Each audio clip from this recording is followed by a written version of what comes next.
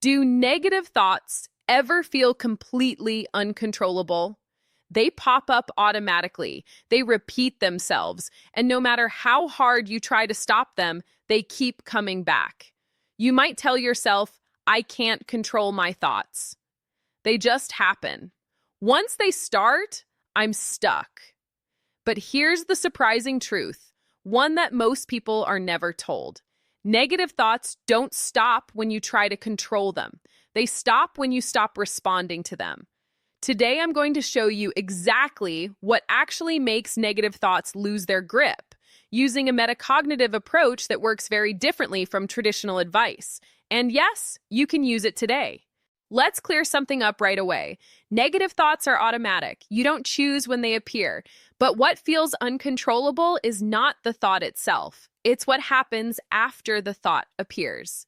Here's the usual pattern. A thought pops up. You focus on it, you analyze it, you react emotionally, you try to stop it, you monitor whether it's gone, it comes back stronger.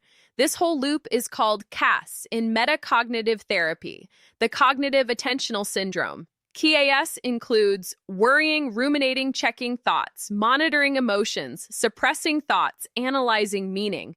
And KS is what keeps negative thoughts alive. So when people say, my thoughts are uncontrollable, what they really mean is, once I engage with my thoughts, I can't stop the process. That's a very important distinction. Most people believe, if I could just control my thoughts, I'd feel better. I need to stop negative thoughts. If these thoughts are here, something must be wrong. But metacognitive therapy shows us something radically different. Trying to control thoughts is what makes them feel uncontrollable. Think of it like this. If you constantly check whether a thought is still there, you are keeping it active. If you keep arguing with a thought, you are feeding it. If you try to suppress it, you make it rebound. So what actually makes negative thoughts stop? Not control, not reassurance, not analysis. The answer is much simpler and much more powerful. So what actually makes negative thoughts stop? Here it is. Negative thoughts stop when you remove attention and response. Thoughts are powered by attention. When attention stays on them, they stay active. When attention moves away, they fade, just like any other mental event.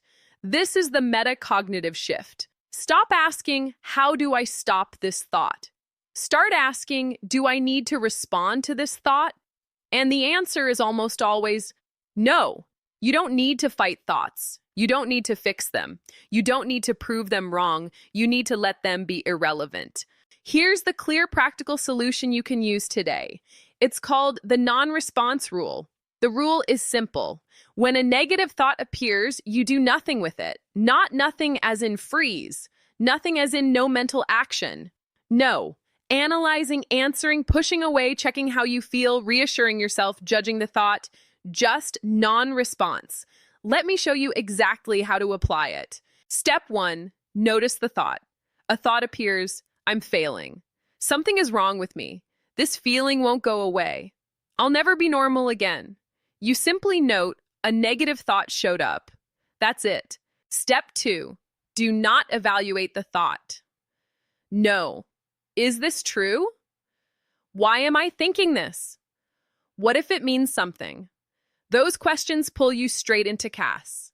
Instead, you remind yourself, this is just a mental event. Step 3, apply the non-response rule. You choose not to engage, no inner dialogue, no fixing, no resistance. You let the thought exist in the background, like a radio playing in another room. Step 4, shift attention outward. Now gently move attention to something external, what you can see, sounds around you, what you're physically doing, objects in the room. The next task in front of you. This is crucial. You're teaching your brain. Thoughts don't control where my attention goes. Step 5, repeat as needed. If the thought comes back, you repeat non-response, you shift attention again, calmly, casually, without urgency. This repetition is what retrains the brain. So, why does this work? 1, it disproves the belief that thoughts are uncontrollable. Each time you don't respond, your brain learns, I can let thoughts be without acting on them. That weakens negative metacognitions like, my thoughts control me. If I don't deal with them, they'll get worse. 2, it collapses the KS loop. No response and no fuel. Without CAS, anxiety drops, emotional intensity fades. Thoughts lose urgency, mental noise decreases.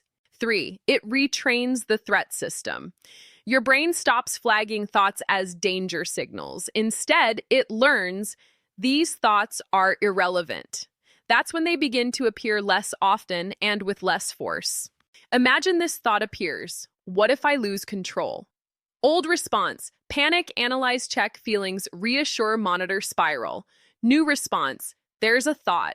Non-response, shift attention, continue your day. The thought may linger briefly, but without attention, it fades. Not because you stopped it, but because you didn't keep it alive. Try this today. For the next 24 hours, do not answer negative thoughts. Do not debate them. Do not suppress them. Instead, notice, non-response, attention outward. That's it. Most people notice. Thoughts feel weaker, thoughts pass faster, anxiety spikes, less confidence increases, a sense of control returns. Negative thoughts feel uncontrollable because you were never taught that you don't have to respond to them. You don't need control over thoughts. You need freedom from responding to them. And once you stop feeding them with attention and effort, they stop on their own. If this helped you, subscribe for more metacognitive tools that reduce anxiety, overthinking, and mental spirals without fighting your mind.